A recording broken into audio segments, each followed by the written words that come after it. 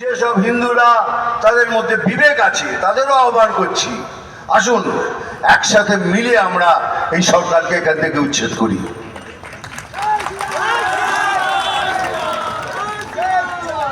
কি করবেন এখানে?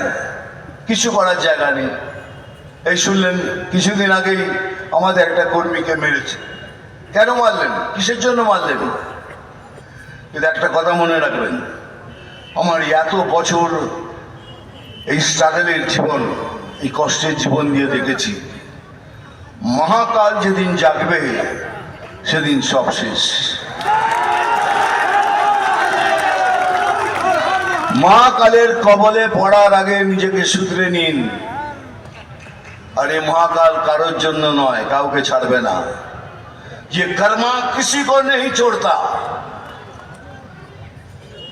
সবার জন্য এক।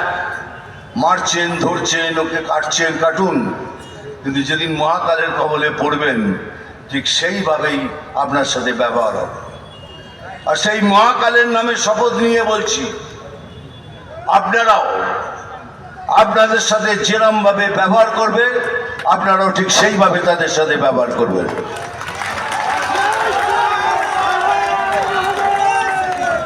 বলছি তো, বাংলাদেশ ভাবছেন, কিন্তু বাংলাদেশ ভাবলে হবে না।